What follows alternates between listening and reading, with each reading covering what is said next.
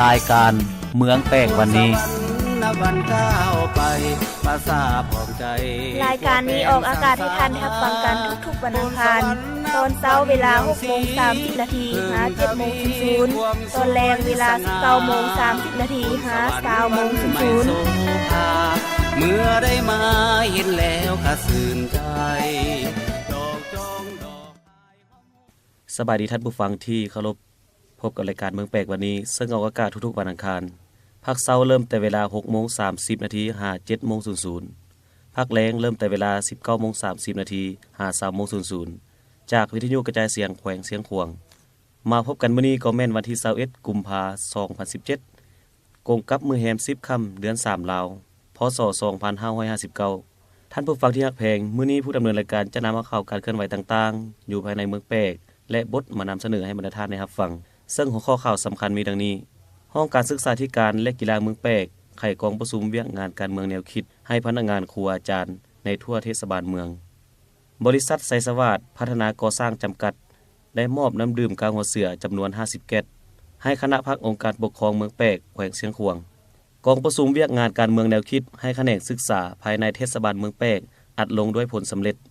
ห้องการศึกษาธิการและกีฬาเมืองแปลกแขวงเสียงขวางสอบเสียงนักเรียนเก่งชั้นม .4 และม .7 ทั่วเมืองศกปี 2016-2017 ผลการสอบเสียงนักเรียนเก่งชั้นม .4 และม .7 ทั่วเมืองแปลกแขวงเสียงขวางศกปี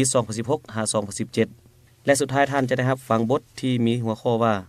เสริมขยายมูลเสื้อวันศาสตร์ที่2ธันวาติดพันกับการจะตั้งพันขยายมิติ10ของพรรคให้มีผลสำเร็จคัดมาจากหนังสือพิมพ์ประชาชนก่อนท่านจะไปรับฟังเนื้อในของข่าวจะให้บรรดาท่านมารับฟังเสียงเพลงจากทางรายการของพวกเราจาก1เสียงเพลงแล้วจึงมาพบรายละเอียดของข่าว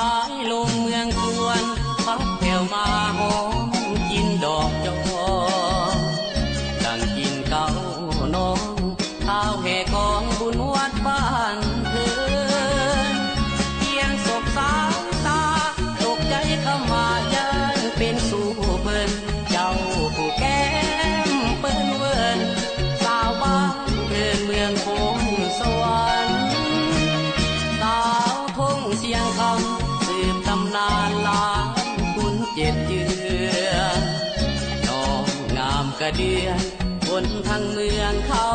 สาลือกันอยากเลยปากร้างย่านคนงามเพิ่นจะบอกผ่านได้แต่จ้องมองนำจนนานลาจากสายตาสาวคนสวรรค์เทวันสวรรค์สรรสร้างน้องงามทุกอย่างห่างหัวใจว่าดายิ้มก่อนจริงว่าให้ได้เจ้าเป็นภรรยาคงเป็นบุญวาสนาสร้างมาแต่ปาง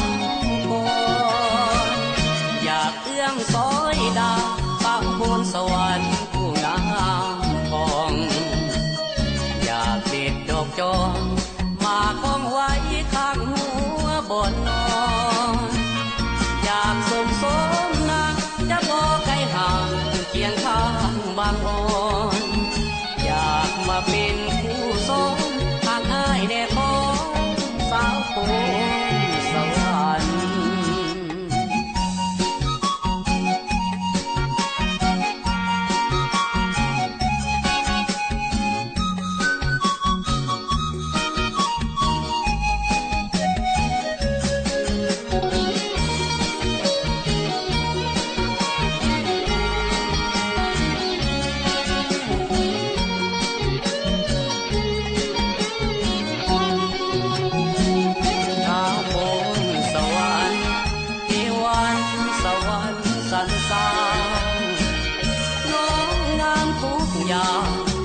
ห่างหัวใจว่าดายิ้มก่อนจริงว่า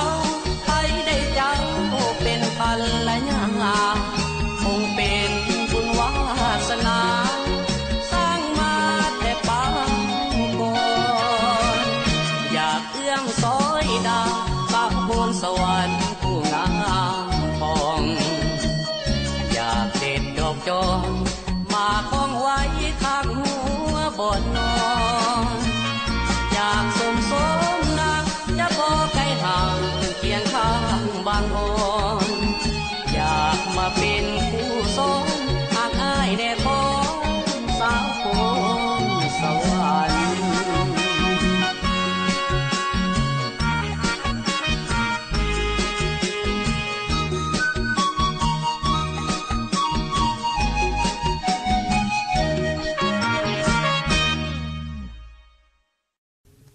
จากที่ท่านได้รับฟังผ่านไปนั้นแม่นเสียงเพลงจากทางต้นรายการของพวกเราต่อไปแม่นรายละเอียดของข่าวในตอนเช้าของวันที่13กุมภาพันธ์2017นี้ห้องการศึกษาธิการและกีฬาเมืองแปกแขวงเสียงขวางไขกองประชุมเวียกงานการเมืองแนวคิดให้พนักงานครูอาจารย์ในทั่วเทศบาลเมืองในศกปี 2016-2017 ขึ้นอย่างเป็นทางการอยู่ที่สโมสรเมืองแปกโดยภายใต้การเป็นประธานของท่านสมสนิทวิริวงศ์กรรมการพรรคเมืองหัวหน้าห้องการศึกษาธิการและกีฬาเมืองแปกเข้าร่วมได้มีคณะห้องการที่เกี่ยวข้องของเมืองมีอำนวยการโรงเรียนและพนักงานครูอาจารย์ทั่วเทศบาลเข้าร่วมในกองประชุมที่มีความหมายสำคัญนี้ท่านสมสนิทวิริวงศ์และคณะห้องการที่เกี่ยวข้องได้ผลัดเปลี่ยนกันขึ้นเสนอเผยแพร่เนื้อในเอกสารคือรัฐบัญญัติของประธานประเทศเลขที่003/ปปทลงวันที่26ธันวาคม2012ว่าด้วยค่าธรรมเนียมและค่าบริการเฉพาะแขนงการศึกษาและกีฬากฎหมายว่าด้วยการศึกษาฉบับปรับปรุงเลขที่62/สพศลงวันที่16กรกฎาคม2015กฎหมายรัฐกรเลขที่74/สพศลงวันที่18ธันวาคม2015กฎหมายประกันสังคมเลขที่34/สพศลงวันที่26กรกฎาคม2013และเอกสารที่สำคัญอื่นๆจำนวนหนึ่งทั้งนี้ก็เพื่อเป็นการเผยแพร่เนื้อในเอกสารให้แก่แขนงศึกษาธิการและกีฬาเพื่อยกสูงความรู้ความสามารถคุณภาพอย่างเข้มงวดเว้ารวมเว้าเฉพาะก็คือคณะอำนวยการโรงเรียนพนักงานครูอาจารย์ทุกขั้นทุกชั้นให้รับรู้เข้าใจอย่างละเอียดจะแจ้งต่อบรรดานิติกรรมกฎหมายคำสั่งแนะนำและแผนยุทธศาสตร์พัฒนาทรัพยากรมนุษย์แห่งชาติปี 2025 มติกองประชุมใหญ่ขององค์คณะพรรคเมืองแปกและข้อกำหนดข้อตกลงอื่นๆให้ทั่วถึงกันซึ่งกองประชุมดังกล่าวได้ดำเนินเป็นเวลา2วันเต็มจึงอัดลงข่าวยังให้ฮู้อีกว่าภายหลังสำเร็จอยู่ในเทศบาลเมืองแล้วจะสืบต่อไปจัดอยู่แต่ละกลุ่มในทั่วเมืองตึมอีกในตอนเช้าของวันที่16กุมภาพันธ์2017นี้ท่านไสสวัสดิ์บริษัทพัฒนาก่อสร้างจำกัดได้เอาน้ำดื่มกาหัวเสือจำนวน50แก้วมามอบให้คณะพรรคองค์การปกครองเมืองแปกแขวงเสียงขวางมูลค่า 1,700,000 กว่ากีบเพื่อประกอบส่วนเข้าในหน้าที่เวียกงานด้านต่างๆของเมืองพิธีกล่าวมอบได้จัดขึ้นที่สโมสรเมืองแปกโดยการให้เกียรติเข้าร่วมเป็นสักขีพยานของท่านศรีวิไลแสงเจริญเจ้าเมืองแปกมีการนำของเมืองและหัวหน้าห้องว่าการปกครองเมืองแปกเข้าร่วมในพิธีท่านไสสวัสดิ์ประธานบริษัทพัฒนาก่อสร้างจำกัดได้กล่าวมอบน้ำดื่มจำนวนดังกล่าวรับโดยท่านศรีวิไลแสงเจริญเจ้าเมืองแปกและท่านก็ได้กล่าวแสดงความขอบใจและรู้บุญคุณเป็นอย่างสูงต่อบริษัทไสสวัสดิ์พัฒนาก่อสร้างที่ได้นำเอาเครื่องดังกล่าวมาประกอบส่วนเข้าช่วยเหลือในหน้าที่เวียกงานด้านต่างๆของเมืองพร้อมทั้งจะจดจำในปื้มบันทึกของเมืองตลอดไปในตอนบ่ายของวันที่14กุมภาพันธ์2017นี้ห้องการศึกษาธิการและกีฬาเมืองแปกแขวงเสียงขวางได้ปิดกองประชุมเวียกงานการเมืองแนวคิดให้พนักงานครูอาจารย์ในเทศบาลเมืองแปกในศกปี 2016-2017 อย่างเป็นทางการอยู่ที่สโมสรเมืองแปกภายใต้การเป็นประธานของท่านสมสนิทวิริวงศ์กรรมการพรรคเมือง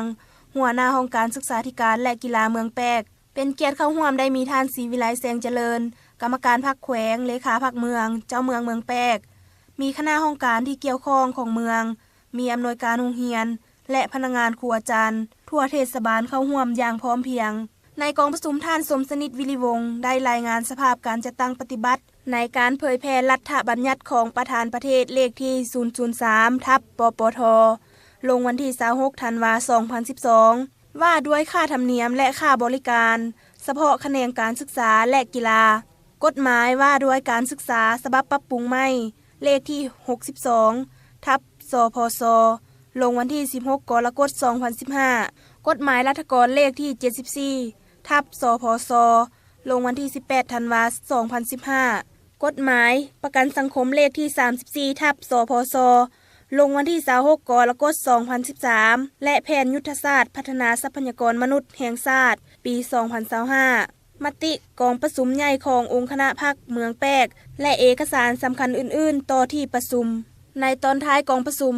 ท่านศรีวิไลแสงเจริญได้มีคำคิดทำเห็นโอลมก่อนอื่นท่านก็ได้แสดงความยองยอสมเสยต่อบรรดาครูอาจารย์ทุกขั้นทุกชั้นที่เข้าร่วมได้รับรู้ และกำได้บรรดานิติกรรมข้อกำหนดระเบียบกฎหมายและเอกสารที่สำคัญและท่านได้เน้นนักให้คณะอำนวยการโรงเรียนและครูอาจารย์ทุกคนจงนำเอาเนื้อในของเอกสารดังกล่าว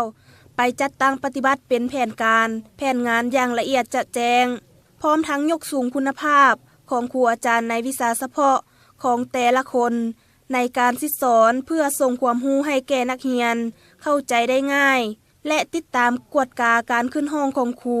และนักเรียนในการปฏิบัติโมงเวลาให้ถูกต้องเข้มงวดเพื่อสร้างทรัพยากรมนุษย์ให้มีความรู้มีความสามารถนับมือดีขึ้นเทื่อละก้าวในตอนเช้าของวันที่16กุมภาพันธ์2017นี้ห้องการศึกษาธิการและกีฬาเมืองแปกแขวงเสียงขวางได้จัดสอบสิ่งนักเรียนเก่งชั้นม.4 และม.7 ทั่วเมืองแปกศกปี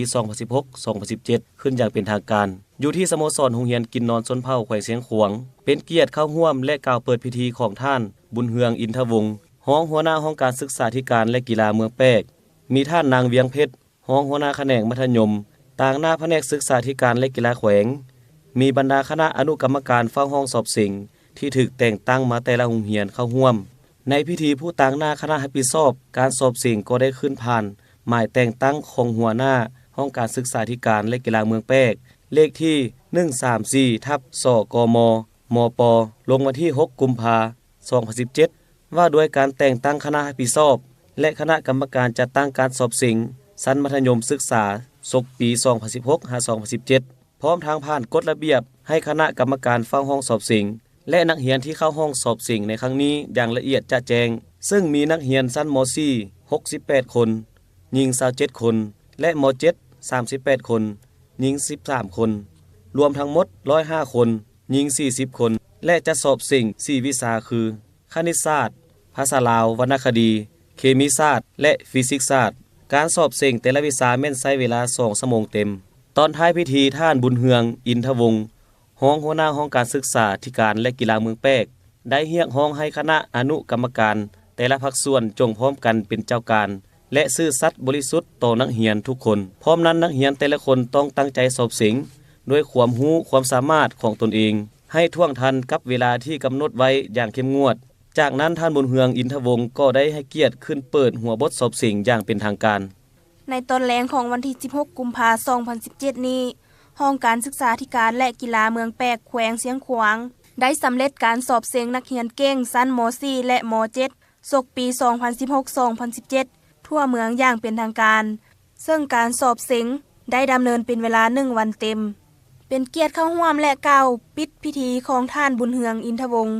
รองหัวหน้าห้องการศึกษาธิการและกีฬาเมืองแปกมีท่านนางเวียงเพชรรองหัวหน้าแขนงมัธยมต่างหน้าแผนกศึกษาธิการและกีฬาแขวงพร้อมด้วยบรรดาคณะรับผิดชอบอนุกรรมการเฝ้าห้องสอบเสียงและนักเรียนมาจากแต่ละโรงเรียนม.ต้นและม.ปลายทั่วเมืองเข้าร่วม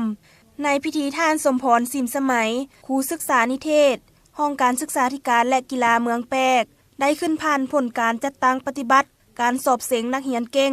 ในครั้งนี้สามารถสรุปได้ว่าวิชาคณิตศาสตร์ชั้นม.4 ที่1แม่นท้าวติลี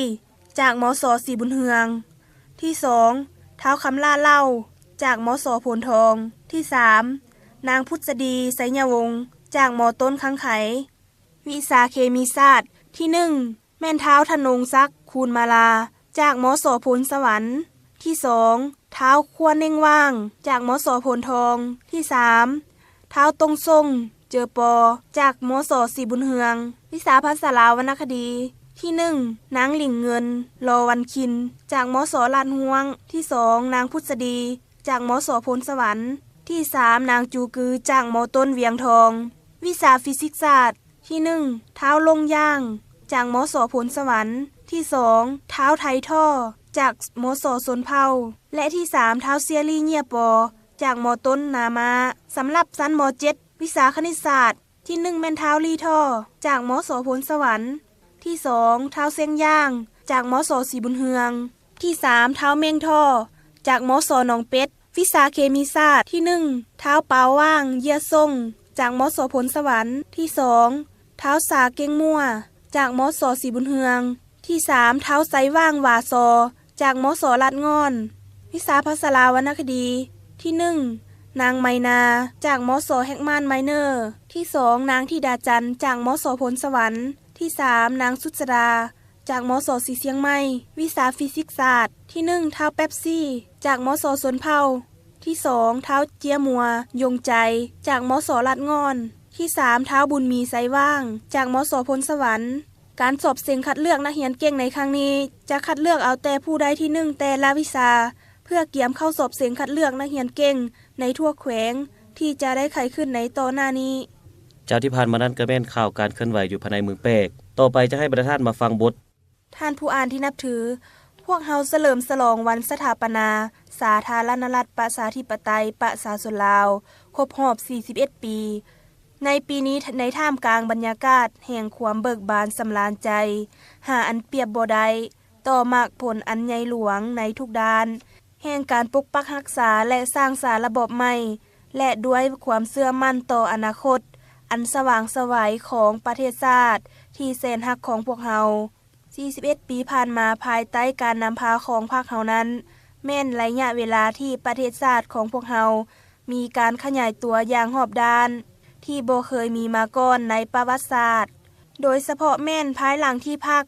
ได้วางแนวทางเปลี่ยนแปลงใหม่รอบด้านและมีหลักการมานี้ประเทศชาติของพวกเฮาได้ก้าวขึ้นสู่การขยายตัวด้วยจังหวะไวต่อเนื่องและมั่นเที่ยงอันได้เฮ็ดให้สมหน้าของประเทศเฮามีการเปลี่ยนแปลงอย่างใหญ่หลวงที่สุดเว้าเฉพาะในศกปี 2015-2016 ผ่านมาถึงแม้นว่ามีสภาพแวดล้อมหลายอย่างทั้งนอกตัวและในตัวบ่อำนวยให้แก่การพัฒนาแต่ด้วยความบุกบืนของทุกภาคส่วนและประชาชนเฮาในทั่วประเทศรัฐบาลก็ได้รับผลสำเร็จหลายด้านรวมยอดผลิตภัณฑ์ GDP บรรลุได้ 6.9% ต่อปีรายได้เฉลี่ยใส่หัวคนบรรลุได้ $2,027 สหรัฐต่อคนต่อปีเคียงคู่กันนั้นครอบครัวทุกยากมีจำนวนลดลงครอบครัวพัฒนาเพิ่มขึ้นถึง 28,452 ครอบครัวบ้าน3สร้างได้เฮ็ดทดลองเป็นบ้านพัฒนาได้ถึง93บ้านใน109บ้านทดลองรวมความว่า41ปีผ่านมาสปป.ลาวถึงจะประเสริญกับความยุ่งยากอุปสรรคและการทดสอบนานาประการก็ตามแต่ภายใต้การนำพาของพรรคและความสามัคคีเป็นปึกแผ่นและความพร้อมเพรียงของประชาชนทั้งชาติพวกเฮาได้ก้าวเดินอย่างหนักแน่นสู่จุดหมายปลายทางที่วางไว้ดังนั้นผู้นำเฮาได้กล่าวไว้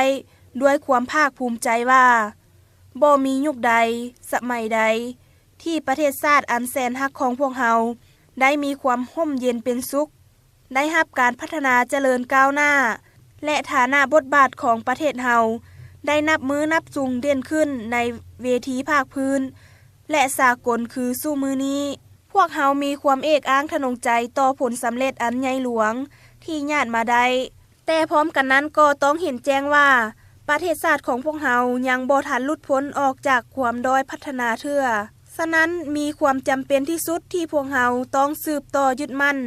แนวทางเปลี่ยนแปลงใหม่และมีหลักการของพรรคออกแห่งบุกบืนสู้ซนสร้างสาพัฒนาประเทศชาติตามทิศยืนยงและสีเขียวให้ก้าวหน้าขยายตัวต่อไปอย่างบ่หยุดยั้งสร้างท่วงท่าและบรรดาปัจจัยอันจำเป็นในการสู้ซนจัดตั้งปฏิบัติขาดหมายแห่งการนำเอาประเทศชาติของพวกเฮาให้หลุดพ้นออกจากสถานภาพประเทศด้อยพัฒนาเมื่อฮอดปี 2020 ยืนอยู่ต่อหน้าสภาพการสากลที่มีทั้งกาลโอกาสอำนวยและสิ่งทดสอบท้าทายอันใหญ่หลวงนี้ยิ่งกว่าเวลาใดหมดทั่วภาคทั่วปวงชนเฮาต้องเพิ่มทวีความสามัคคีเป็นปึกแผ่นภายในชาติเสริมขยายจิตใจรักชาติรักระบอบไม่เสิร์ชสู่จิตใจเอกราชเป็นเจ้าตนเองสร้างความเข้มแข็งด้วยตนเองพร้อมกันซุ่มไส้คุดค้นท่าแหงภายในชาติอย่างสุดขีดสมทบกับการเป็นเจ้าการญาติแย่งเอาการร่วมมือจากภายนอกเพื่อสร้างให้มีกำลังแหงสังรวมเข้าในการสุกยูผลิตด้วยการนำใช้ผลสำเร็จไม่ทางด้านวิทยาศาสตร์เทคโนโลยีหันเปลี่ยนจากเศรษฐกิจธรรมชาติไปสู่เศรษฐกิจสินค้าก็คือพัฒนาประเทศชาติและระบบไม่ ให้เจริญก้าวหน้าเทียบทันกับกระแสการพัฒนาของโลกแต่นี้ฮอดปี2020พวกเราต้องสู้โซนสร้างเงื่อนไขยูเศรษฐกิจให้ขยายตัวในระดับต่อเนื่องโดยเฉลี่ยบ่ให้ลด7%ในปี 2017-2018 7.3% ปี 2019 และ 7.5% ในปี 2020 โอกาสกล่าวสุนทรพจน์ต่องานโฮมชุมนุมใหญ่เฉลิมฉลองวันสถาปนาสปป.ลาวครบรอบ40 ปีที่ผ่านมาสหายเลขาธิการใหญ่ประธานประเทศเฮาได้กล่าวบางตอนสำคัญว่าพวกเฮาพัฒนาประเทศชาติโดยติดพันกับการปรับปรุงยกระดับชีวิตการเป็นอยู่ของประชาชนลาวบรรดาเผ่าให้ดีขึ้นอย่างบ่หยุดยัง้งดังนั้นเคียงคู่กับการสร้างบรรดาโครงการและกิจการใหญ่ๆเพื่อเป็นทุนหอนสำหรับพัฒนาประเทศชาตินั้นต้องตั้งหน้าส่งเสริมหัวหน่วยการผลิตธุรกิจขนาดน้อยและขนาดกลางของประชาชนที่เริ่มจากเศรษฐกิจครอบครัวธรรมดาเศรษฐกิจครอบครัวแบบเปิดกว้างและของทุกภาคส่วนเศรษฐกิจเข้าในการขุดค้นและนำไซท่าแหงกับที่เพื่อยุการผลิตสินค้าให้กว้างขวางและแข็งแรงทั้งสามารถเชื่อมโยงกับภาคพื้นและสากลพร้อมกันนี้ก็เอาใจใส่ขยายเวียกงานการศึกษาวัฒนธรรมซุ่มใส่การสร้างทรัพยากรมนุษย์สร้างคนลาวให้มีการพัฒนาหอบด้านสามารถตอบสนองความเรียกร้องต้องการของภารกิจปกปักรักษาและสร้างสาพัฒนาประเทศชาติในเงื่อนไขใหม่เพิ่มทวีการพัฒนาสังคมแนใส่สร้างความสีวิไลทางด้านวัฒนธรรมและจิตใจไปเคียงคู่กับการสร้างความเจริญทางด้านวัตถุแก้ไขปรากฏการณ์ย่อท้อต่างๆทางสังคมอย่างเอาจริงเอาจังมีมาตรการเหมาะสมในการแก้ไขความแตกโตนกันระหว่างตัวเมืองกับชนบทระหว่างสันคนต่างๆและรับประกันความยุติธรรมในสังคมให้ดีขึ้นตื่มอีกบนเส้นทางก้าวขึ้นสู่จุดหมายแห่งความพัฒนาถาวรนั้นถึงว่าจะยังมีข้อยุ่งยากและสิ่งท้าทายต่างๆนานาก็ตามแต่พวกเฮาก็มีความอาจสามารถบ่มซ้อนและกาลโอกาสอำนวยอันใหญ่หลวงดังนั้นทั่วภาคทั่วปวงชนเฮาจงเพิ่มทวีความสามัคคีเป็นเอกภาพให้แน่นแฟ้นเสิร์ชสู่สติระวังตัวให้สูงอยู่เสมอเสริมขยายมูลเสื้อฮักชาติติดพันกับฮักระบอบใหม่สืบต่อดำเนินภารกิจเปลี่ยนแปลงใหม่อย่างตั้งหน้าเฮ็ดให้ระบอบประชาธิปไตยประชาชนของพวกเฮานับมือนับเติมใหญ่เข้มแข็งและก้าวเดินอย่างนักแน่นไปสู่จุดหมายปลายทางอันสูงส่งที่พวกเฮาได้เลือกเอาแล้วนั้นพี่น้องร่วมชาติจงเข้าร่วมในการพัฒนาเศรษฐกิจสังคมอย่างตั้งหน้าซุ่มกำลังกายสติปัญญาและถืนหอนเข้าใส่การผลิตสินค้าให้เป็นขบวนการอันกว้างขวางและแข่งแหงในทั่วประเทศเพื่อยกระดับชีวิตการเป็นอยู่ของตนให้สูงขึ้นก็คือเพื่อสร้างสาประเทศเฮาให้เติบใหญ่และเข้มแข็งขึ้นเรื่อยๆพร้อมกันนั้นก็ตั้งหน้าปกปักรักษาและเสริมขยายขนบธรรมเนียมวัฒนธรรมอันดีงามของชาติประกอบส่วนพัฒนาการศึกษาสาธารณสุขและปรับปรุงระบบการเมืองขั้นต่างๆเข้าร่วมในเวียกงานป้องกันชาติป้องกันความสงบอย่างเป็นเจ้าการพนักงานสมาชิกพรรคจงเสิร์ชสู่มานะจิตปฏิวัติและความรับผิดชอบต่อหน้าที่เวียกงานของตนรับใช้ชาติรับใช้ประชาชนด้วยความจงรักภักดีและซื่อสัตย์บริสุทธิ์ตั้งหน้าค้นคว้าหำเฮียนกำแน่นแนวทางนโยบายระเบียบกฎหมายของพรรคและรัฐยกระดับความรู้ความสามารถของตนให้สูงขึ้นเป็นแบบอย่างนำหน้าในการเฮ็ดเวียกงานสกัดกั้นและกำจัดปัดเป่าพยาธิอาชญาซิตและปรากฏการณ์ย่อท้อต่างๆอย่างเป็นเจ้าการบรรดากำลังป้องกันชาติป้องกันความสงบจงเสริมขยายมูลเชื้อและธาตุแท้ของกำลังประกอบอาวุธปฏิวัติก่อสร้างและปรับปรุงตนให้เป็นกำลังที่เข้มแข็งและจงรักภักดีอย่างสุดซึ้งต่อพรรคต่อประเทศชาติและประชาชนเฮ็ดสำเร็จทุกหน้าที่ที่ได้รับมอบหมายองค์การแนวราวสร้างชาติบรรดาองค์การจัดตั้งมหาชนและสหพันธ์นักรบเก่าจงออกแหงเคลื่อนไหวอย่างห้าวหันเพื่อเต้าโหมความสามัคคีในหมู่ประชาชนบรรดาเผ่าศึกษาอบรมและจัดตั้งมหาชนเข้าร่วมในภารกิจปกปักรักษาและสร้างสาประเทศชาติให้เป็นขบวนอันกว้างขวาง สร้างให้เกิดกำลังแหงสังรวมในการจัดตั้งปฏิบัติแนวทางเปลี่ยนแปลงใหม่ให้ได้รับผลสำเร็จอันใหญ่หลวงและเด่นชัดกว่าเก่าพี่น้องสาวลาวที่ดำรงชีวิตและทำมาหากินอยู่ต่างประเทศจงวายหน้ามาหาปิติภูมิของตนแสดงความรักชาติรักบ้านเกิดเมืองนอนด้วยการเข้าร่วมกับพี่น้องร่วมชาติอยู่ภายในประเทศพัฒนาสร้างสาบ้านเมืองตามเงื่อนไขและความสามารถของตนชาวต่างดาวที่ดำรงชีวิตอยู่สาธารณรัฐประชาธิปไตยประชาชนลาวจงตั้งหน้าทำมาหากินอย่างถูกต้องตามระเบียบกฎหมายของลาวหัดแน่นความสามัคคีมิตรภาพกับประชาชนลาวประกอบส่วนในการพัฒนาเศรษฐกิจสังคมอยู่สปป.ลาวพวกเขาหวังว่าบรรดาประเทศอ้ายน้องเพื่อนมิตรและองค์การจัดตั้งสากลจะสืบต่อให้การสนับสนุนช่วยเหลือและร่วมมือกับสปป.ลาวเฮ็ดให้ประเทศลาวของพวกเราได้หลุดพ้นออกจากความด้อยพัฒนาและก้าวไปสู่ความเจริญวัฒนาเหมือนดังนานาประเทศระยะทาง41ปีที่ประชาชนเฮาได้ผ่านกายมานั้นเป็นระยะทางที่สง่าราศีที่สุดในประวัติศาสตร์แห่งการคงตัวและขยายตัวของชาติลาวเฮาทั่วภาคทั่วรัฐทั่วกำลังประกอบอาวุธจงพร้อมกันออกแหงเสริมขยายมากผลที่ญาติมาได้ด้วยการสืบต่อจัดตั้งปฏิบัติ2หน้าที่ยุทธศาสตร์ดำเนินภารกิจเปลี่ยนแปลงใหม่อย่างแข็งแรงสืบต่อสร้างและบูรณะระบอบประชาธิปไตยประชาชนสร้างบรรดาปฐมปัจจัยและบูรณะระบอบประชาธิปไตยประชาชนสร้างบรรดาปฐมปัจจัยเพื่อก้าวขึ้นสู่สังคมนิยมก้าวเข้าสู่อนาคตอันสดใสของประเทศชาติอย่างมีชัยภายใต้กาลโอกาสใหม่เพื่อความเจริญวัฒนาของประเทศชาติเพื่อความหั่งมีผาสุขของประชาชนลาวบรรดาเผ่าเพื่อสังคมที่มีความสามัคคีปรองดองประชาธิปไตยยุติธรรมและสีวิไลนั้นพี่น้องร่วมชาติลาวทุกเผ่าจงสามัคคีกันอาถานก้าวขึ้นพรรคประชาชนปฏิวัติลาวผู้จัดตั้งและนำพาทุกไสยชนะของการปฏิวัติลาวมั่นยืนสาธารณรัฐประชาธิปไตยประชาชนลาวมั่นยืนน้ำใจวันชาติที่2ธันวามั่นยืนท่านผู้ฟังที่รักแพงที่ท่านรับฟังผ่านมานั้นก็แม่นข่าวการเคลื่อนไหวอยู่ภายในเมืองแปกมาฮอดนี้เวลาทางรายการของพวกเราก็จะหมดลงแล้วขอขอบใจที่ท่านให้เกียรติติดตามรายการเมืองแปกวันนี้แต่ต้นตลอดไปขออวยพรไสให้ทุกท่านจงมีสุขภาพแข็งแรงพร้อมด้วยหน้าที่เวียกงานสุขใดที่ประเสริฐสุขใดที่ล้ำเลิศจงเกิดแก่ท่านผู้ฟังทุกท่านผู้ควบคุมเสียงและผู้ดำเนินรายการแสวงไสพร้อมด้วยนุชศรไสปัญญาขอลาท่านผู้ฟังไปก่อนพบกันใหม่ในวันอังคารหน้าสบายดีสบายดี